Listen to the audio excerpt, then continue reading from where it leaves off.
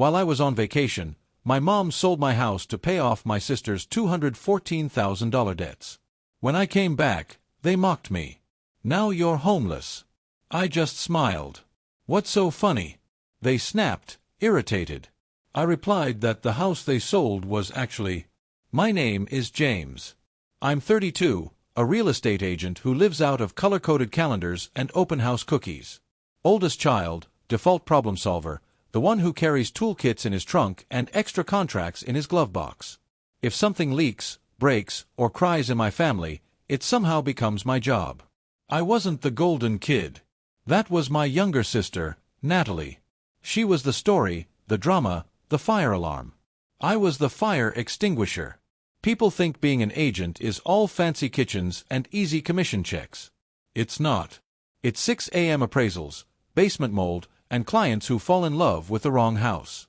Still, I liked it. I like putting keys in hands and saying, "Welcome home."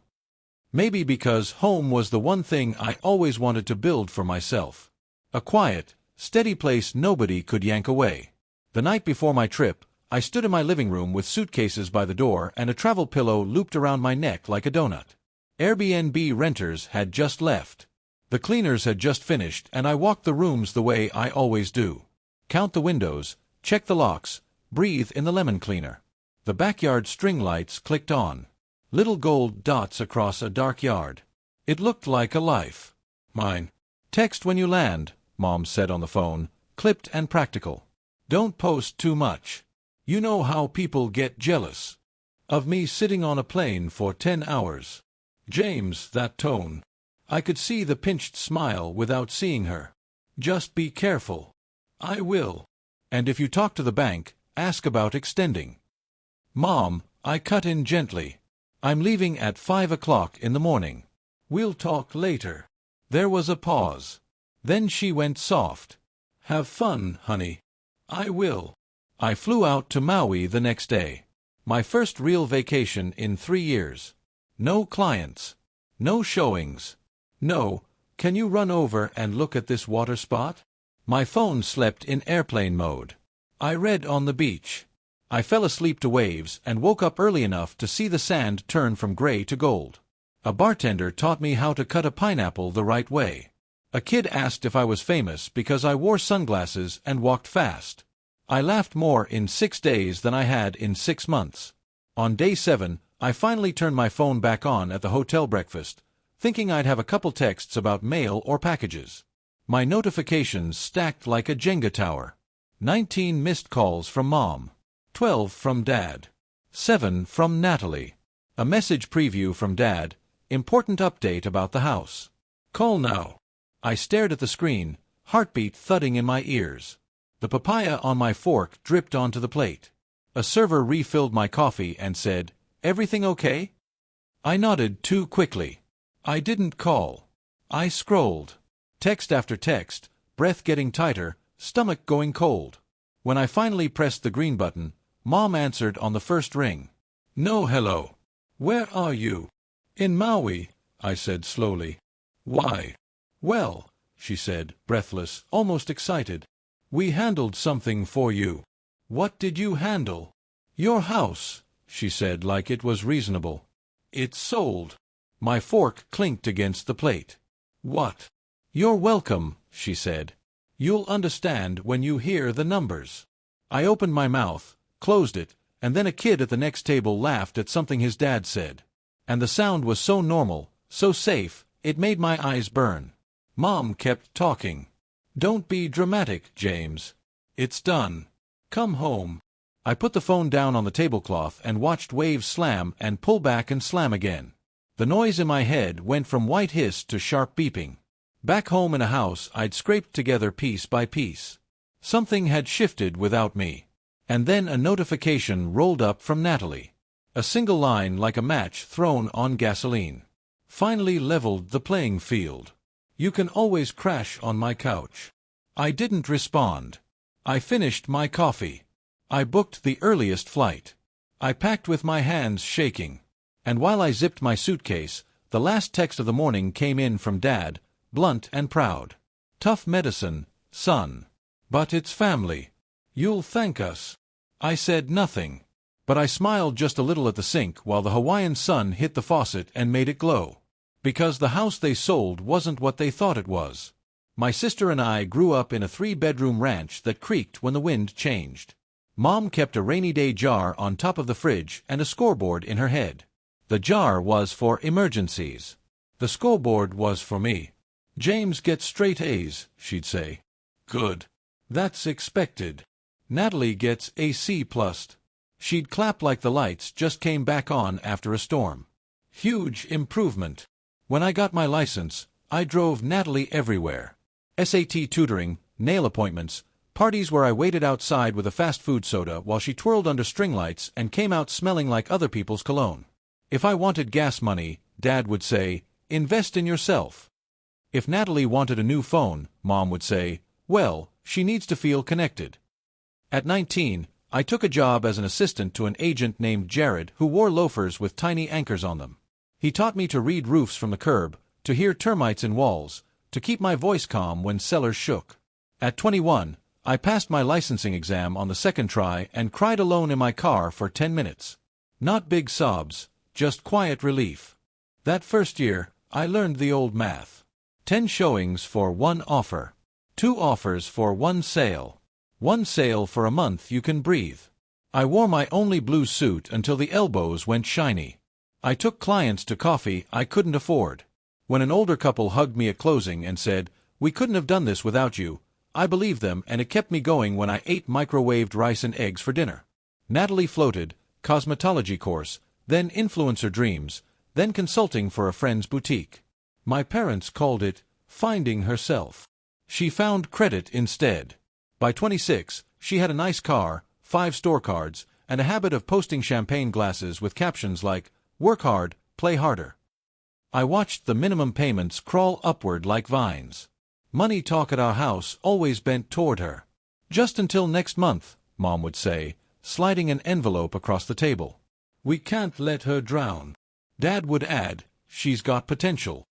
Me, I was the plan. James will figure it out. Mom liked to say he's good with numbers. I was good with numbers.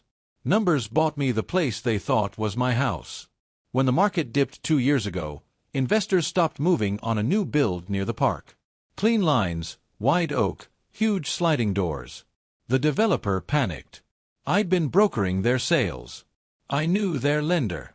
In that panic, I saw my opening. My mentor's voice echoed, control the asset. Control the outcome. I formed a small LLC, Willow Pine Holdings, $300 and a very boring operating agreement. Willow Pine took a master lease on the property with an option to purchase at a pre-agreed price. I paid first and last month, plus a security deposit for my savings, and Airbnb'd the property legally with permits to traveling nurses and families in between homes. The cash flow was steady. The option meant I could buy when my financing lined up or I could assign the contract to a client for a fee if the market popped. I put my own name nowhere the casual eye would look. Not because I was hiding, because I work in real estate and I have seen relatives get creative when they think they're entitled to your stuff. I told my parents I was staying there. It was easier than explaining beneficial interests and right-to-purchase clauses. I kept the real paperwork in a fireproof box and the scanned copies in an encrypted folder labeled taxes. The deed wasn't in my name. The lease wasn't in my name. Even the mailbox had a discreet silver plate that read WPH LLC. Meanwhile, Natalie's numbers multiplied. Car note $642. 4 cards $17,300, $9,700, $12,600, $1,900. Personal loan $28,000. Then the jump, an investor course financed at 19.9% APR. After that came the quiet stuff, rent she didn't make, lashes she didn't cancel, dinners charged on cards that grinned back at her from every photo. She'd text me at 1 a.m.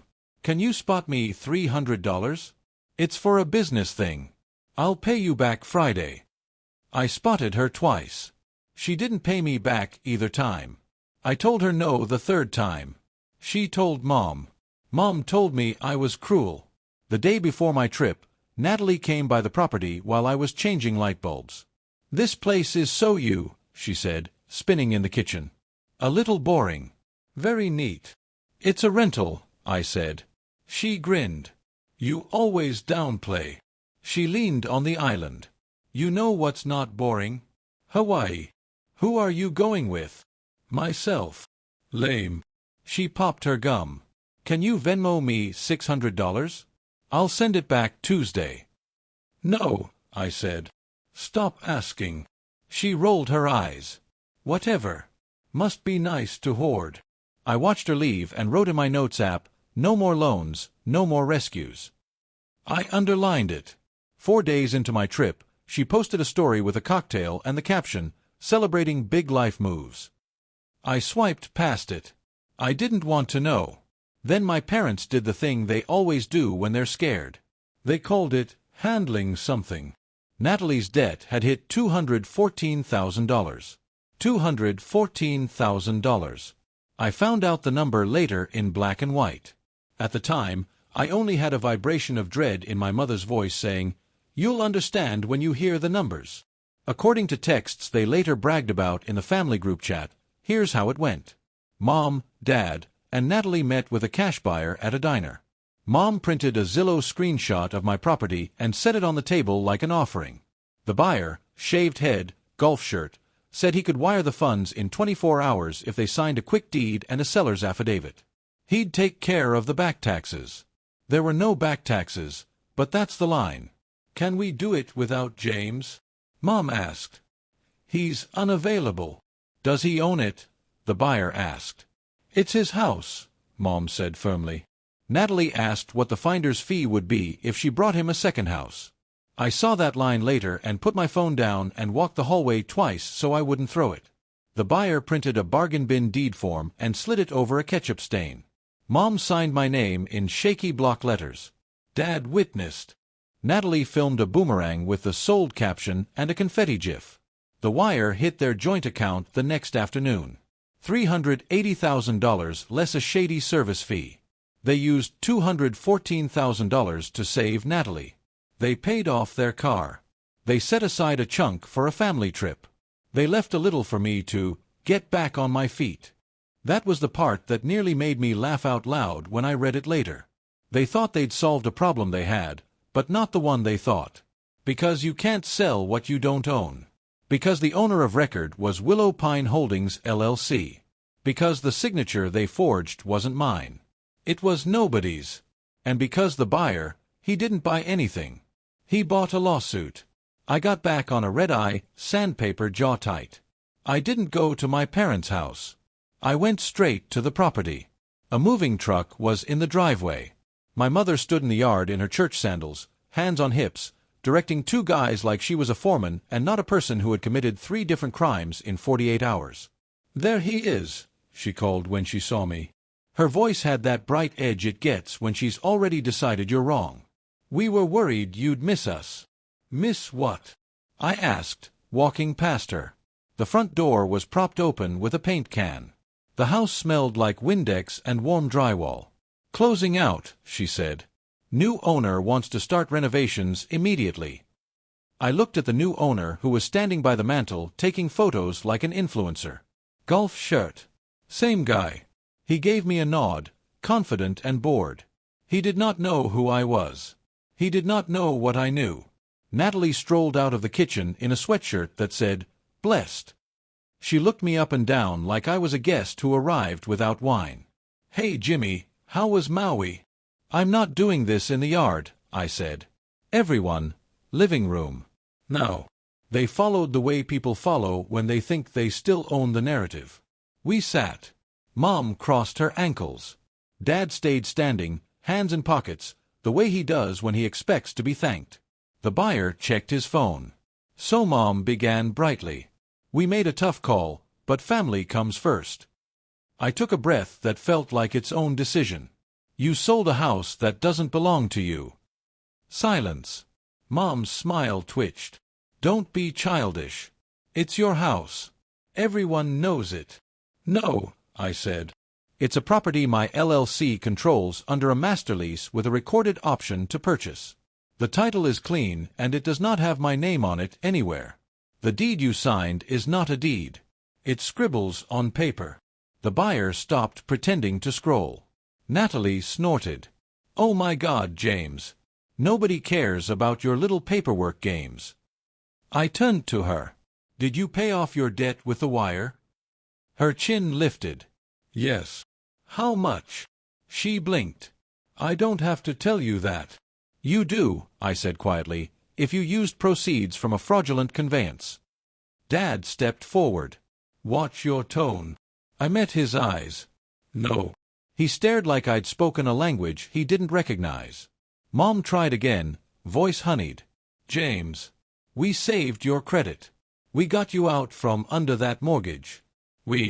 There was no mortgage," I said. "There was an option. There was income. And there were tenants with bookings through October that you just canceled in a group text like you were rearranging brunch." Her mouth opened and closed. The buyer cleared his throat. "Look, we can unwind this if—" "You should definitely unwind this," I said, turning to him. "And call your attorney before you record anything, because if you cloud my title, I will come for your E&O and I will not settle." His face did a quick calculation. He took a step back. "This is a family matter," he said weakly, and slipped outside to take a call. Mom's eyes went flinty. We did what had to be done. Natalie was drowning.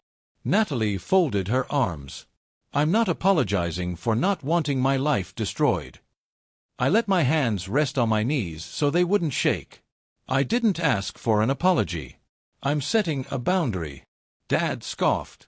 "Here we go. Therapy talk." I nodded. "Call it whatever you want. But listen carefully, because I'm only saying this once." Everyone went still in that way people do when they hear something unfamiliar and powerful and think it might be about them. "This isn't about revenge," I said. "This is about closure." Mom laughed sharp. "Closure? You're being dramatic." I stood. My legs felt steady. "I've already contacted the developer and the title company.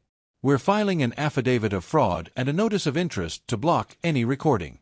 The wire will be returned by your very helpful new friend, and the buyer will move on to bother some other family. If the funds don't come back, we'll let a judge handle it. Either way, you used my name where it didn't belong. That's forgery. That's identity theft. I'm not calling the police today because I'm not trying to put my mother in a mugshot. I am, however, done."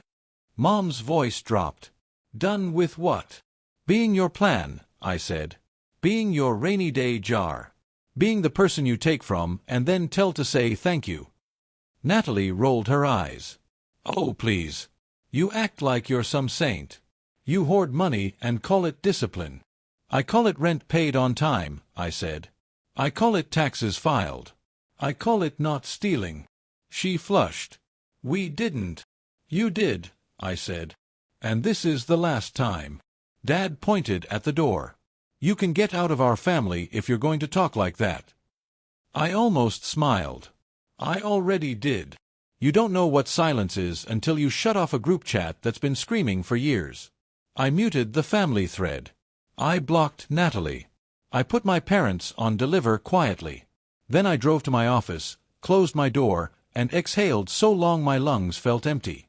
My paralegal friend Shay met me with a legal pad and a highlighter. "Walk me through every step," she said. "Dates, times, amounts."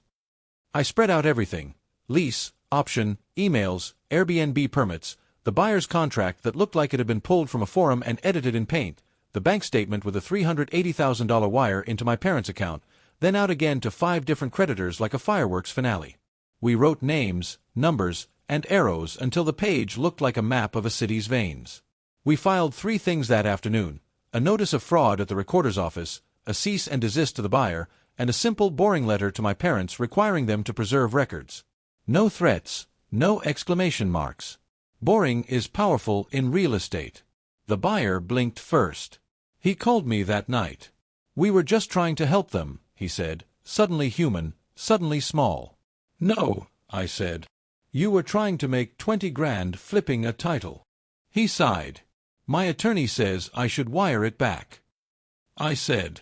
"Then we both forget this ever happened." He did. 2 days later, the recorder rejected his deed. The county flagged the parcel for attempted fraud. The developer sent me a one-line email, handled. I slept for 8 hours without waking up to check my phone.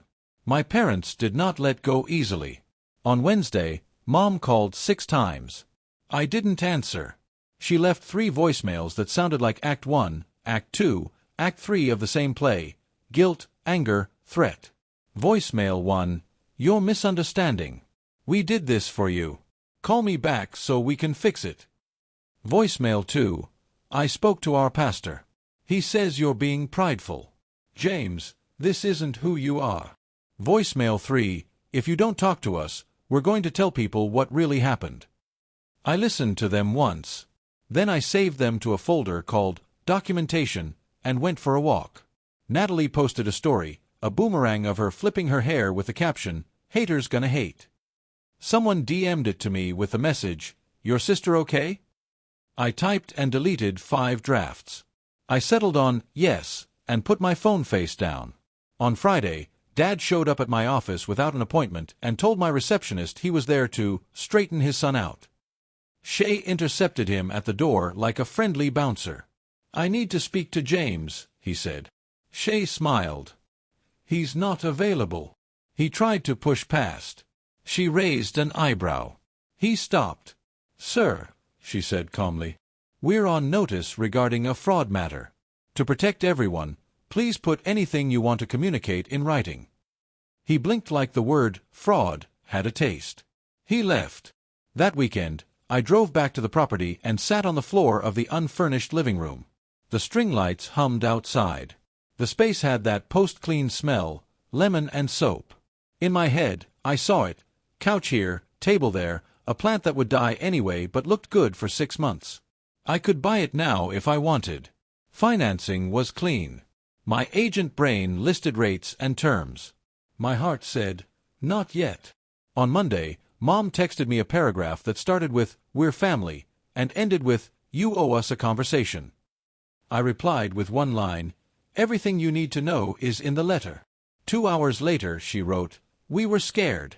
I stared at those 3 words until they blurred.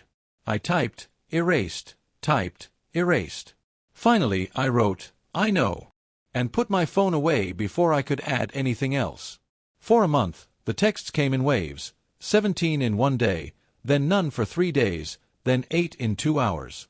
Jacob, my cousin, sent a screenshot of the family group where Natalie called me a landlord leech, and Mom wrote that James is letting strangers stay in his home for money while his sister suffocates.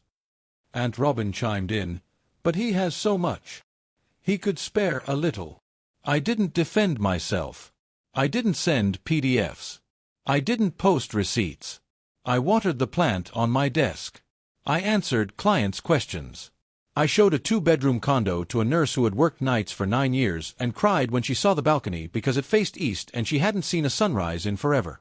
I put keys in her hand and said, "Welcome home." That felt like clean air. Then came the night everything finally snapped into focus. Sunday dinner. I hadn't been in months, but Dad texted me at 3:14 p.m. "We're eating at 6 o'clock.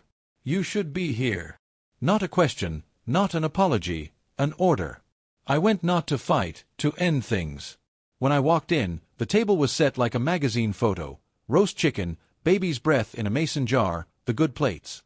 Natalie scrolled at the end of the table like a bored princess. Mom looked up with a stiff smile. Dad poured himself water like it was whiskey. "James," he said. "Good. Sit." I sat. No small talk. No weather. Mom dove right in.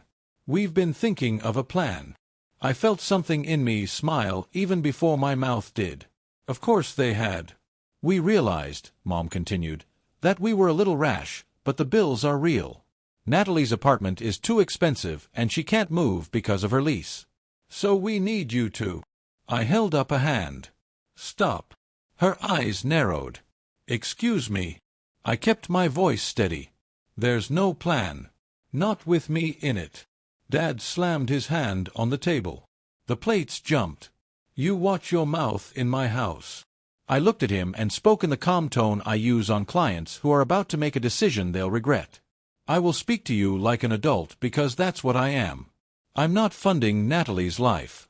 I'm not signing anything. I'm not co-signing anything. I'm not selling anything. I'm not moving anyone into any of my properties. I'm not attending any meeting where I'm outvoted 3-1 and told it's love. Natalie scoffed. So you're just going to let your sister drown? She's not drowning, I said. She's swimming in a pool she can't afford and yelling at the lifeguard. Mom's voice went thin. How dare you? Easily, I said. Because I tried kindness. I tried quiet.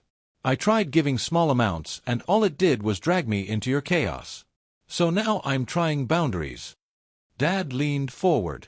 You're ungrateful. For what? I asked. For the years I drove her.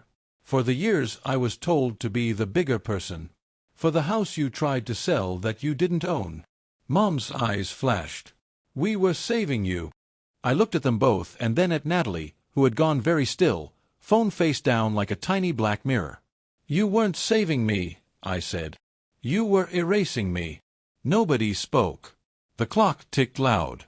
I pushed my chair back. I'm done for the night. I stood, then paused. I'll always answer if someone is sick or if there's a real emergency, but I'm not your emergency fund. Not anymore. Natalie snapped. So you're just going to walk away? Yes, I said simply. From this. I left. The door clicked behind me. Outside the air felt like water. When I got into my car, my phone buzzed, then buzzed again. 2 calls, 3 calls, 5 calls. I watched the counter go up to 14, then 21, then 33. I turned the phone over so the light faced down and drove home in the dark. I slept. In the morning, I made coffee and listened to the quiet. No texts yet. Then at 8:07, one came through from Mom. I don't recognize you. I set the phone down and smiled. Me neither, I said out loud and took the first sip. 3 months and the noise faded. Mom sends forgiveness articles. I don't reply. Our whole script fits in one line. I love you. I'm not funding you. Dad's mostly silent. When he asks about rates, I answer like any client. Natalie rebranded to accountability, shredded a card on camera, texted, Are we okay? I sent, We're adults. I exercised the option and bought the house. For peace, not payback. Furnished it slow. 1 chair, 1 lamp, 1 rule. Nothing I'll apologize for. Some nights I sit under the string lights and think, this is mine. Not the walls, the quiet. People want handcuffs. I want boundaries. Charity over lashes. Holiday card. No dinner. No, we won't waive inspection. Missed call from Mom without the stomach drop. Love stays. The cost changed. For years the bill showed my name whether I'd ordered or not. I put the pen down. At a closing, a teacher cried into my shoulder. Didn't think I'd ever get here. I know, I said. That night I ate alone, phone face down, then listened to the yard hum. In the morning, coffee, shower, shoes on the porch, Mom's voicemail about lasagna on her steps. No talk. I didn't go. I bought a slice in the park. Simple. Mine. Closure isn't a slam. It's choosing the next door. I'm James. I work hard. I love my family. I don't pay their bills. If that makes me the villain, fine. I've got a life to live. If this one hit you right in the chest, drop where you're watching from. I see you, I'm proud of you, and your peace is worth protecting. Hit subscribe, turn on notifications, and I'll catch you in the next one.